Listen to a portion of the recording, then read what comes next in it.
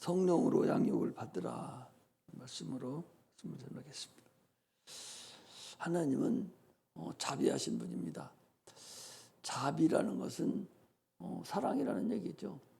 자비라는 것은 간단히 표현하면 어머니의 마음 정도를 자비라고 할 수 있죠. 어머니 마음.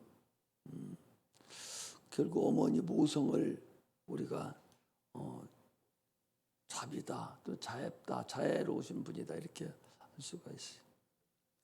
하나님이 자비롭고 자애로우시고 사랑이 많으시다 할지라도 아무에게나 그렇게 자애로우시고 사랑이 많으시고 그런 분이 아니에요. 예수 안에 있는 자, 하나님의 자녀된 자, 하나님을 하나님으로 여기고 하나님같이 섬기는 자, 이런 자를 참으로 엄마의 마음으로 사랑하고 엄마의 마음으로 인도하시는 분이 하나님이시죠. 마태복음 7장 12절에 보면 성경에서 세상 사람들도 얘기하죠. 성경의 황금률이 뭐냐? 그러면 마태복음 7장 12절을 얘기하죠. 남에게 대접을 받고자 하는 대로 너희도 남을 대접하라. 이것이 율법이요 선지자다. 그렇게 했어요. 이 신구약 성경의 전체가 뭐냐? 그것이 남에게 대접을 받고자 하는 대로 너희도 남을 대접하라. 여기 남을 대접하라는 소리가 누구를 대접하라는 거예요? 세상 사람들 대접하라는 것이 아니라 하나님을 섬기라는 거죠. 내가 하나님을 섬기는 만큼, 하나님을 대접하는 만큼 하나님도 너희를 대접한다는 거죠. 이것이 율법이고 이것이 선지자다 그랬어요. 하나님의 사랑을 받기를 원하는 자는 하나님을 그만큼 사랑하고 섬기고 사모하는 자가 하나님 대접을 받는 것이지, 하나님 섬기지도 않고 사모하지도 않는데 하나님이 사랑해 준다면 그렇지 않아요. 하나님은 인류를 구원하는 게 목적이 아니라 인류 구원은 지난 수요일도 말씀을 드렸죠. 선물입니다. 하나님의 선물이에요. 하나님이 인류를 위해서 이미 우리도 알지 못하던 태어나기도 전 2000년 전에 다 하신 일, 인류의 영원한 지옥 형벌을 주님이 다 이 땅에 오셔서 피 흘려 죽으시고 해결해 놓으신 그 일을 우리에게 선물로 주셨어요. 그래서 그를 믿는 자마다 멸망치 않고 영생을 얻는다 그랬습니다. 그러므로 우리는 하나님을 참으로 하나님같이 섬기는 그런 은혜가 임하기를 주의 이름으로 축복합니다. 창세기 1장 28절에 보면 하나님은 사람을 지으시되 하나님 형상과 하나님 모양대로 사람을 지었다 그랬습니다.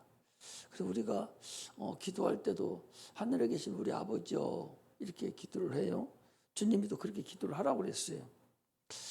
왜 하나님 우리 아버지가 되냐? 예수로 인해서 하나님 아버지가 되는 것이죠. 예수의 아버지가 우리 아버지고 우리가 예수 안에 침례로 주님 안에 들어가 있기 때문에 주님과 하나가 되었어요. 그래서 우리가 하나님을, 예수님의 아버지를 우리 아버지로 우리가 섬기는 것이죠. 세상 사람들은 또 이단들이 그래요.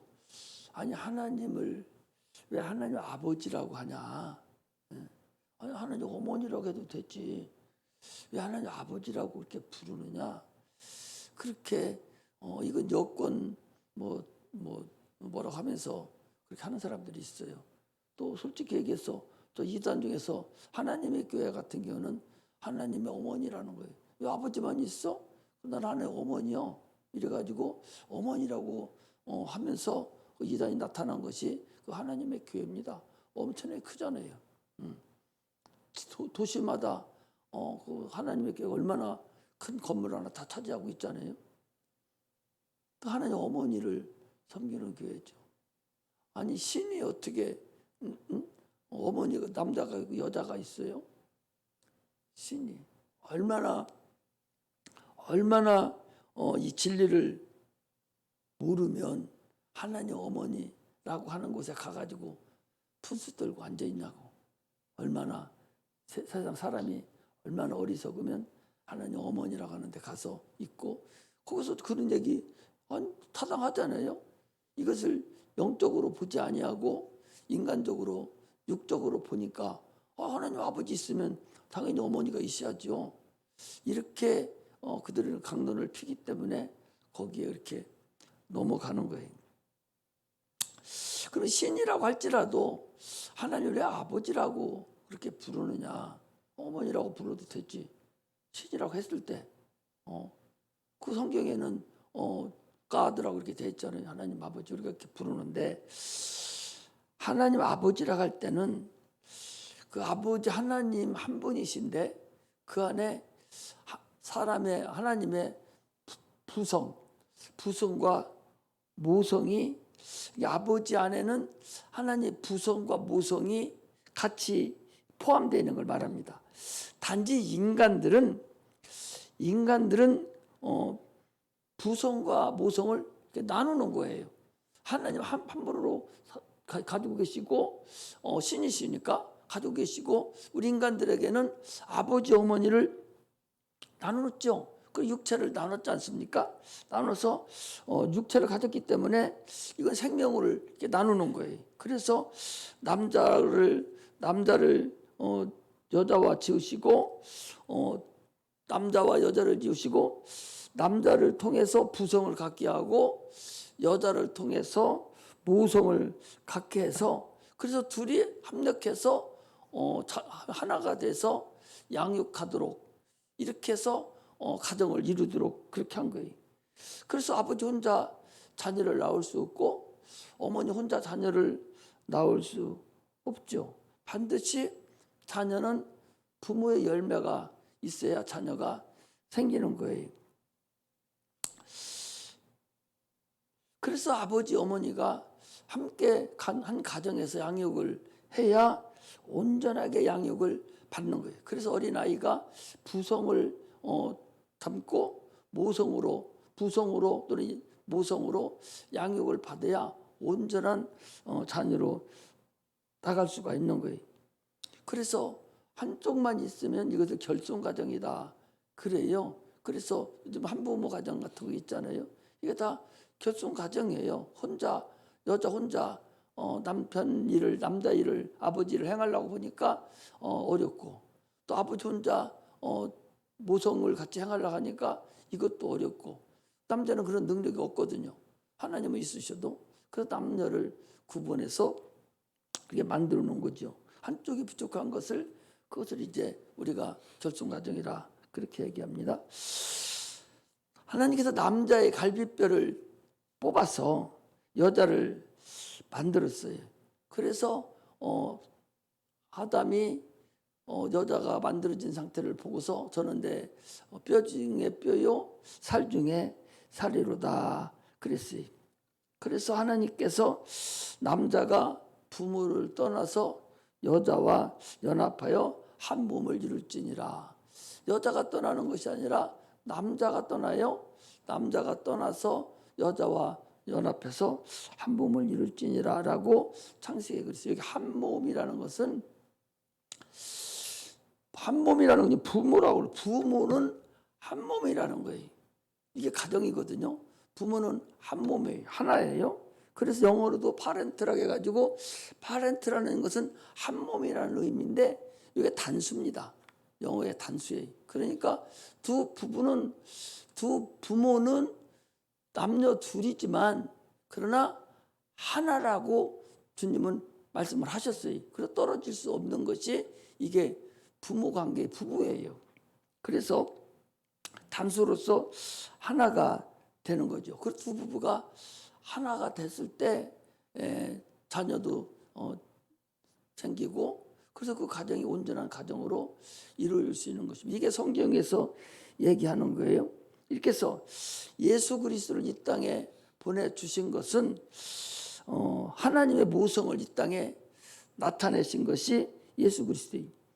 그래서 인자됨을 인해서 주님께서 심판하는 권세를 얻으셨는데 요한복음 5장 27절에 심판하기 전에 주님께서 모성을 이 땅에 나타내셔서 인류를 양육하기를 원하시는 것이죠.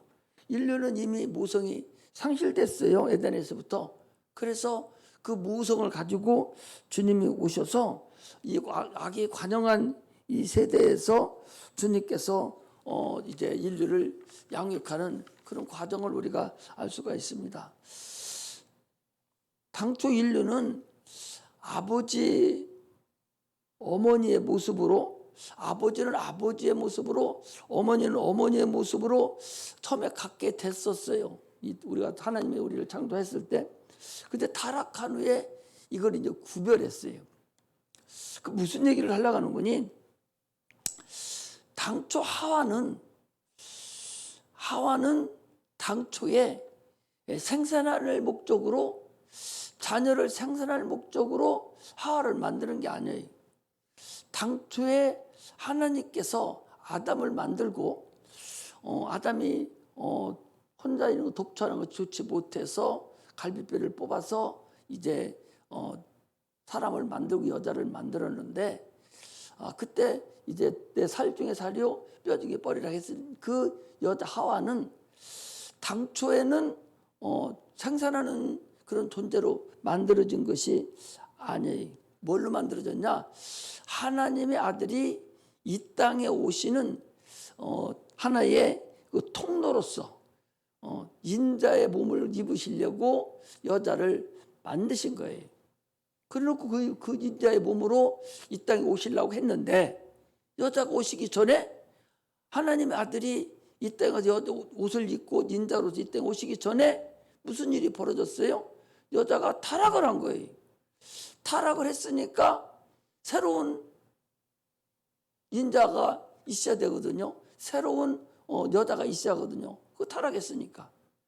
그래서 하나님께서 이제 범죄한 가정을 이루게 만들어서 그를 끌어다가 이제 너는 땀 흘려야 먹고 살고 여자는 남편을 위해서 잉태하는 고통과 해산하는 수고를 해야 된다라고 그 여자를 통해서 이제 생산하는 존재로 이렇게 만들어진 거죠. 당초에. 그래서 때가 차서 이제 다시 가장 여자 중에서 한 사람, 가장 하나님 보시기 합당한 자 마리아를 여자를 택해서 그 몸을 통해서 이 땅에 오신 분이 예수님이십니다. 할렐루야. 그래서 여러분들이 이렇게 보시면 되죠. 당초 하나님께서 많은 남자와 여자를 창조하시고 그 중에서 가장 합당한 자를 찾은 사람이 아담이에요. 한 사람을 찾아서 그를 만들고 그래서 여자를 만든 다음에 거기서 주님이 오시려다가 못 오시고 사라를 통해서 오시려고 했더도 못 오시고 그리고 결국 누구를 통해서 왔냐? 이 땅에 이제 생산을 통해서 나타난 마리아를 통해서 여자의 몸을 통해서 오는데 그래서 여자의 후손이다 그러는 거예요. 그래서 당시 하와를 통해서 올라오려 했는데 하와가 이제 범죄함으로 인해서 못 오고 그러므로 인해서 그 중에서 가장 합당한 자 그래도 합당한 자를 찾은 것이 그게 마리아예요. 그 마리아의 몸을 통해서 오신 거예요. 그래서 주님이 이 땅에 오실 때 여자의 후손으로 오신 것이 바로 그래서 여자의 후손으로 이 땅에 오신 것을 우리가 알 수가 있습니다. 이렇게 해서 때가 차서 많은 여인들 중에서 어떻게 보면 한 사람을 택함을 받은 거죠. 그러면 마리아의 다음 마리아가 아닌 많은 여자들은 다 뭐요? 네피림이 어떻게 보면 탈락된 자들이요. 하나님이 택할 때 탈락된 자리지요. 아담을 택할 때 한 사람 택할 때 아담만 빠져나오고 나머지는 탈락된 사람과 똑같이 네피림은 탈락자를 얘기하는 거거든요. 그리고 마찬가지로 예수님이 이 땅에 오실 때 이 하와라는 사람 한 사람을 마리아라는 사람 한 사람을 빼놓고는 다 어떻게 보면 여자들 중에서 탈락자들이죠. 그런 사람을 이제 택해서 한 사람에서 여자 후손으로 이 땅에 오시고 이제 그분이 이제 가셨어요. 가셔서 다시 많은 사람들 중에서 이제 다시 하나님께서 성령으로 이 땅에 오셔서 각자가 이제 하나님을 우리가 만나고 찾아서 주님을 내 안에 모셔드려서 하늘나라 가는 것이, 이것이 주님이 오신 뜻이라는 사실을 여러분 아셔야 됩니다. 그러므로 성령을 내 안에 모셔야 돼요. 여러분 창세기를 읽으면서 그런 의문점이 생겼어야 돼요. 아니 그때 여자의 후손이라면 그때 해버리지 왜 그랬는가, 이런 것을 쭉 생각해 보면 그런 답이 나올 수가 있다는 사실을 아십니다. 그래서 당초에는 생산하는 존재가 아니었다는 거죠. 타락한 이후에 땀 흘려야만이 되고, 여자는 너는 잉태하는 고통과 해산하는 수고를 네가 가져야 네가 살 수 있다. 그리고 남편을 너는 사모할 거다라고 말씀하신 것을 우리가 알습니다. 성경은요 곳곳에 참으로 하나님의 진리가 여러분들 이렇게 곳곳에 들어있다는 사실을 이렇게 알고 갔으면 좋겠습니다. 한번 한 군데 더 봅시다. 자, 어디를 보는 건요? 말라기서를 펴보세요. 말라기서 2장. 지난번에 잠깐 말씀을 드리다 말았는데 여러분들 알아듣지 깨닫지를 못하고 의아하게 생각하고 아직 들을 귀가 아직 안 열려서 지금 말씀을 못 드리는 것인데, 자 14절 2장 14절에 보겠습니다. 말라기서 2장 14절에 보면 너희는 이르기를 어찌미니까 하는도다. 이는 너와 너희 어려서 취한 아내 사이에 여호와께서 일찍이 증거하셨음이니라. 그는 네 짝이요 너와 명약한 아내로되 내가 그에게 괴사를 행하도다. 여호와는 영이 유효하실지라도 오직 하나를 짓지 아니하셨느냐? 어째 하나만 지으셨느냐? 이는 경건한 자손을 얻고자 하심이니라. 그러므로 내 심령을 삼가 지켜서 어려서 취한 아내에게 괴사를 행지 말지니라. 여기 하나님의 천지에 우리가 지난 수요일도 말씀드렸잖아요. 하나님께서 수만의 천사를 지으셨어요. 지으셨는데 그 많은 영들이 있는데도 불구하고 한 영을 지으셔서 아담에게다 집어넣었어요. 그 하나를 집어넣은 거예요. 이것을 우리가 그게 하늘에서 지음받은 우리 속에 들어와 있는 그 영을 얘기하는 거예요. 그 영이 하나가 들어왔는데 거기 어려서 취한 아내가 뭐냐? 어려서 취한 아내가 뭐냐? 어려서 취한 아내는 우리의 영을 얘기하는 영을, 육체를 향해서 영을 갖다가 지금 네가 영을 괴사를 행치 말라. 육체를 향해서 영을 보고 영혼을 보고 네가 어려서 그 처음에 취했지 않습니까? 어려서 취한 그 영혼을 네가 괴사를 행치 말고 그에게 가까이 네가 네 영혼을 가까이 해서 하나님을 영혼을 사랑하고 그 영혼을 위해서 네가 충성을 다하고 그 영혼이 구원받게 만들어야 되는데 네가 왜 그렇게 하느냐? 그러니까 육체와 영혼에 대한 얘기를 우리가 거기서 알 수가 있다. 그 소리 무슨 얘기 아시겠죠? 그래서 성경은 영적인 얘기고 육체와 영혼을 얘기하는 거기 때문에 그 어려서 취한 자가 누구냐? 그게 영을 얘기하는 거예요. 그러면 어려서 취한 자가 누구예요? 그 육체가 영혼을 취한 거죠. 그래서 그에게 괴사를 행치 말라. 어서 갱차를 했어요. 그 육체를 영혼을 위해서 그 어려서부터 괴사를 행했다는 얘기는 그 선악과를 잡아먹고 이렇게 해서 영이 떨어져 나가도록 만드는 그런 걸 얘기합니다. 오늘날에도 마찬가지. 네 영이 너의 본질이 누구냐?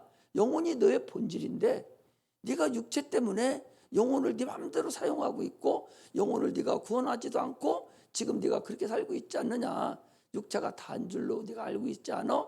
그것을 우리에게 말씀을 하고 있다는 사실을 우리가 알 수가 있습니다. 그 얘기를 하려고 한 것이 아니라 여기에 나와 있기 때문에 영적인 얘기를 조금 더 하려고 드렸던 것이니까 조금씩 이렇게 여러분 알아가서 전체가 이렇게 쭉 알려져야 돼요. 한 번에는 다 여러분들이 모르기 때문에 조금씩 말씀을 그때가 됐을 때마다 말씀을 하는 겁니다.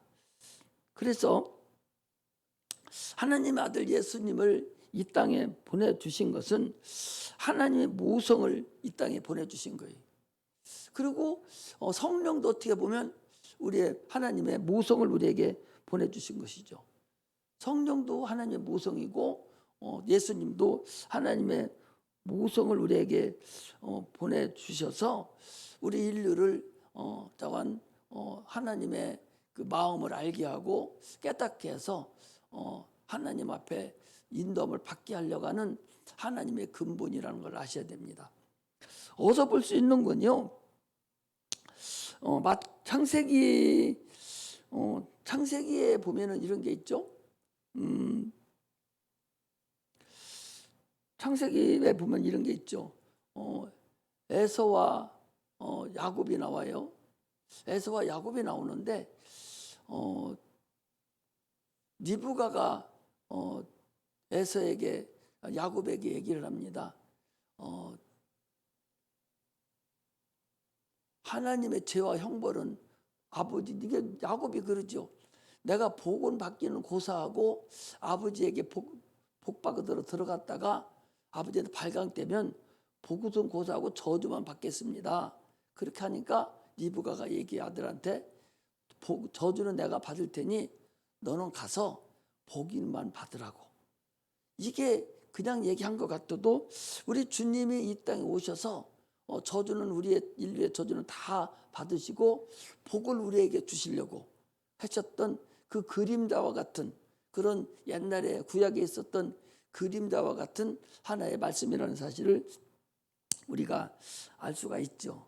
이처럼 우리는 하나님의 그 모성을 깨닫고 우리를 얼마나 하나님이 사랑하시고 참으로 우리에게 그 온갖 힘을 다 쏟는 것을 우리가 알 수가 있어야 돼요. 자녀가 부모를 잘 몰라요. 그 엄마가 그 모성으로 얼마나 키우는지를 잘 모르거든요. 인류도 그 모성으로 오신 그 주님을 참으로 십자가 못 박혀 죽기까지 사랑해서 우리를 그 구원하신 그 은혜를 참으로 예수 믿는다고 하는 사람들이 안 믿는 사람들 말할 필요도 없죠. 그런데 예수 믿는다고 하고 구원을 받았다고 하면서도 하나님과의 관계에서 그 아들을 십자가에 내어 주기까지 그 하나님의 그 고뇌 그리고 그 아버지의 말씀에 순종하면서 엘렐리 라마 사막다니 하면서 그 울부짖는 그 주님의 그 어머니와 같은 그 모성, 그 리브가가 네가 저주는 내가 다 받을 테니 너는 복만 받으라고 하는 그 주님의 우리를 향한 그 저주를 다 주님이 덮어쓰고 너희들은 복만 받기를 소원했던 그 하나님의 그 큰 모성을 우리는 배반하지 않아야 됩니다. 할렐루야. 하나님 모성을 배반하면 여러분 안 됩니다. 하나님은 자비로우시고 자애로우신 분이기 때문에 참으로 그 모성을 배반하면 어떻게 할 길이 없어요. 그러므로 참으로 그분을 사랑하고 그분 앞에 더 가까이 가기를 소망하는 그런 은혜가 임하기를 주의 이름으로 축복합니다. 그런데 우리가 그렇게 살려고 한다면 성령을 받지 않고서는 불가능하다는 거예요. 성령도 우리를 위하여 간구하신다고 그랬거든요. 성령도 우리 모성으로 이 땅에 보내주신 분이기 때문에 인류를 위해서 보내주신 거예요. 그렇기 때문에 성령이 충만하지 않으면 불가능하죠. 성령의 9가지 열매도 보면 다 모성적인 거예요. 참으로 여성적인 그런 엄마와 같은 그런 것을 우리에게 주신 것이거든요. 그래서 참으로 우리가 세상에 나와서 구원을 받은 우리가 하나님의 모성을 깨닫지 못한다면 불가능합니다. 성령을 받지 않고는 신앙생활 하는 것이요 이기적이고 금방 타락되기가 너무나도 쉬워요.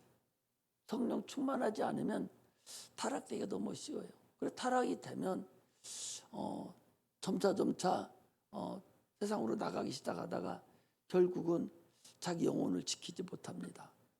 성경이 거저 그냥 얘기한 게 아니에요. 히브리서 6장에 분명히 얘기했잖아요. 그리스도의 초보를 버리라고. 그래서 너희들이 은사를 맛보고 하나님의 내세도 맛보고 성령의 참여한 바도 되고도 하나님께 나가는 자가 있다. 버림받는 자가 있다. 다시 회개하는 그런 기회가 없다라고 참으로 얼마나 무서운 얘기입니까? 여러분 그런 데에 걸려 들으면요 복잡합니다. 영혼이 나라는 것을 모르는 사람이라면 그 뭐 어쩔 수 없죠. 그러나 영혼이 나라는 사는 것을 안다면 영혼이 나라는 것을 안다면 자기 영혼이 지금 어떤 위치에 와 있는가를 자기 스스로를 볼 줄 알아야 돼요. 사람들은 거울로 자기 얼굴은 봐요. 거울로 자기 얼굴은 보면서 성경을 통해서 또는 설교를 통해서 자기 얼굴을 자기 속에는 영혼을 볼 수 있어야 돼요. 그래서 성경에도 분명히 그랬어요. 너희가 성경을 보고도 깨닫지 못하고 순종치 않는 것은 참으로 사람이 자기 얼굴을 거울을 쳐다보고서 거울에 보니까 껌짝이 묻었어요. 아침에 여자가 나가려고 뭔 일 하다가 껌짝이 묻었어. 지금 이거 닦고서 뭘로 닦으네? 그 닦고서 분칠하고 깨끗하게 하고서 이렇게 나와야 되는데 그렇게 해야지 하고서 그냥 나오는 사람하고 똑같다는 거예요. 행치 않는 사람은 하나님 말씀을 듣고 행함이 없는 사람은 자기 얼굴에 뭐가 묻었는데 그걸 닦아내야지 하고서 닦지 않고 그냥 나오는 사람하고 똑같다는 거예요. 내가 얘기하는 것이 아니라 야고보 사도가 그랬어요. 이만큼 하나님의 은혜에 따라서 성경을 읽고 또는 설교를 듣고서 자기 영혼이 지금 위치가 어떻게 되어 있는가, 내 영혼이 지금 오늘 현재 어떤 상태에 있는가, 이것을 알아야 되는데 이걸 모르고 죽채덩어리만 보고서 분칠하고 연지 바르고 그러고 나오지 영혼은 전혀 보지 못하고 있다는 거죠. 그게 얼마나 어리석냐 말이죠. 육체가 먹어야 되듯이 영혼도 여러분 반드시 먹어야 된다는 사실을 여러분 성경은 항상 얘기하고 설교 때마다 얘기하는 게 그거예요. 육체가 네가 먹듯이 영혼도 네가 먹어야 돼. 육체가 옷을 입어야 되듯이 영혼도 옷을 입어야 된다니까. 육체가 영양을 받기 위해서 이 모양 저 모양으로 먹듯이 영혼도 여러분 성경을 이 모양 저 모양으로 아주 고급적인 것도 먹어보고 하나님의 은혜를 그렇게 알아봐야 된다는 거예요. 아까 같이 영적인 그런 그 계시록에 있는 말라기서에 있는 말씀이라든지 창세기에 있는 말씀이나 이런 부분도 여러분들 맛을 자꾸 조금씩 봐야 내 영혼이 정상적으로 의론이 돼서 살아갈 수 있는 것이지, 조금만 영적인 얘기를 해주고 그러면 어렵다고. 그런 일이 있었는가? 그게 그럴 수가 있을까? 잃어버려 말지요. 그래 예수님 때도 뭐 했어요? 니고데모가 그랬지 않습니까?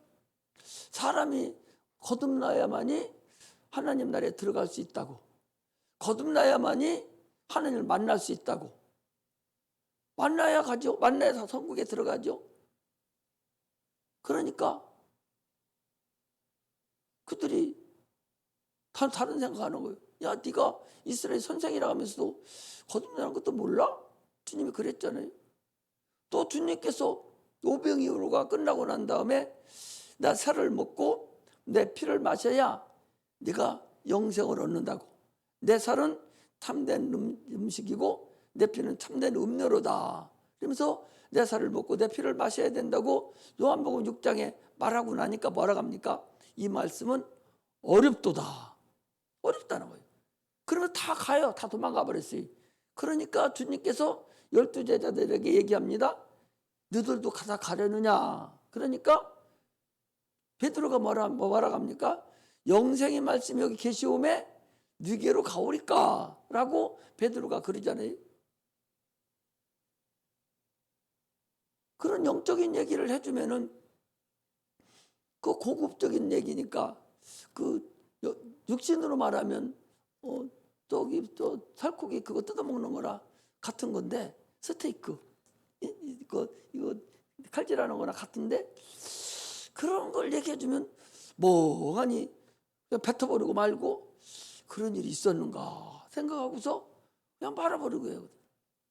그러니까 항상 빼짝 말려있고 아주 빈약한 상태고 영양실조가 걸려있는 상태에서 영양실조가 걸렸다가 하도 힘들어지니까 넘어져 일어나지도 못하고 걷지도 못하는 그런 영혼의 상태가 되어 있는 것을 자기 것을 성경을 통해서 볼 수 있는 자가 돼야 됩니다. 우리 기독교 교회는요 모성입니다. 기독교는 교회는 모성이에요. 주님의 남은 고난을 담당하는 곳이 이게 교회입니다. 주의 사랑을 전할 수 있어야 돼요. 자비를 전할 수 있어야 됩니다. 너희 안에 이 마음을 품으라 곧 그리스도 예수의 마음이니 그랬잖아요. 주의 마음을 전할 수 있어야 돼요. 이것이 주의 마음입니다. 고난입니다. 교회는요 잉태하는 고통도 있어야 돼요. 누구를 잉태합니까? 저 태신자들, 그 새로운 전도자들, 이런 자들을 내가 잉태를 해야 돼요. 그래서 그들을 밖에 내놓기까지 해산하는 수고를 해야 됩니다. 영적으로 여러분 그렇게 볼 줄 알아야 돼요.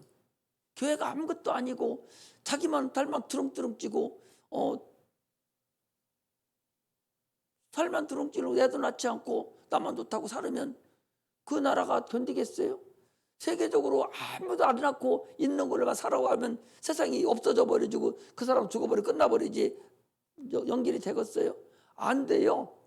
반드시 잉태를 해서 생산을 해서 유지시켜줘야 돼요. 마찬가지로 교회도 잉태하는 고통이 있어야 돼요. 해산하는 수고를 또 해야 돼요. 그렇게 하려면 많은 영혼들을 데려다가 앉혀놓고 그 잉태를 해야 돼요. 자기가. 그리고 그들을 해산하면서 밖에 내놓을 수 있는 그것이 교회의 그분 임무라는 거예요. 우리가 그리스도의 신부예요. 어떤 집에 시집가면 당연히 그 집에 대를 이어줘야죠. 그런데 이거 지금 어떻게 된 거예요? 그런데 요즘 어떻게 생겼어요? 남자가 남자끼리, 여자가 여자끼리 애를 안 낳아요. 애 자체를 안 낳는다니까. 이게 하나님의 성경에 정면으로 도전하는 겁니다. 눈 뜨고 하나님 말씀에 불복종하고 도전하는 거예요. 이것이 말세고 이것이 지금 죄악이라는 것을 모르는 거예요. 육체도 그렇게 하거늘 영혼이야 말할 것도 없죠. 육체도 그렇게 하니까 영혼은 보이지도 않는 영혼은 더 마찬가지죠. 그래서 이렇게 지금 힘에도 힘들고 어려움을 우리가 알 수가 있어요. 그래서 우리가 이제는 신앙생활하면서 태신자를 잉태를 하고 그들을 해산의 수고를 가지고 계속적으로 우리가 몸부림을 쳐야 돼. 주님의 그 고난, 주님이 당했던 그 고난을 우리가 십자가는 지지 않죠. 그분이 대신 졌으니까. 이제 우리는 그런 고난을 우리가 감당을 해야 된다는 사실을 우리가 알고서 신앙생활 해야 돼. 시집가면 반드시 그 집에 대를 이어주고 그렇게 해야 되듯이 하나님의 가정에 우리 신부로 들어갔잖아요. 들어갔으면 우리는 아들이잖아요. 하나님의 자녀잖아요. 예수 그리스도의 신부예요. 그러면 우리는 어떻게 해야 돼요? 당연히 신부로서 하나님의 가족이 늘어나게 해야 되는 것이 우리가 해야 될 근본입니다. 그러므로 성령 충만해서 우리가 죄를 감당해야 됩니다. 요한복음 14장 15절에서 21절에 보면 너희가 나를 사랑하면 나의 계명을 지키라 그랬어요. 너희가 나를 사랑하면 나의 계명을 지키라. 주의 계명을 지키는 게 뭐냐? 주님이 십자가 못 박혀 죽으시고 부활하시고 난 다음에 제일 먼저 하신 말씀이 오늘 본문 말씀이죠. 숨을 내쉬며 가라사대 성령을 받으라. 이게 부활하신 주님이 우리에게 주신 계명이에요. 성령을 받으라. 이것이 주의 계명이에요. 너희가 나를 사랑하면 주의 계명을 지키는데, 주의 계명이 주의 명령이잖아요. 주의 법이잖아요. 이게 뭐예요? 성령을 받는 거예요. 오늘도 숨을 내쉬며 가라사대 성령을 받으라.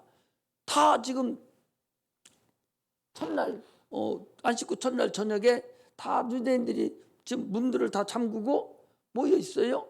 그곳에 주님이 나타나신 거예요. 영으로 나타나신 것이죠. 그러면서도 육체로가 있는 몸으로 오신 거예요. 문이 다 닫혀 있는데도. 그 좀 더 가면은 24절에 보면은 거기도 도마도 이제 거기 나와요. 이런 것이 있을 정도로 주님이 최초로 말씀하신 것이 너희가 이제 성령을 모셔드리라. 아버지께서 약속한 약속의 성령을 너희들이 모셔드려서 너희 배에서 생수의 강이 흘러나리라. 이것이 요한복음 7장 37절 39절에 있는 말씀이죠. 생수의 강이 흘러내려야 돼요.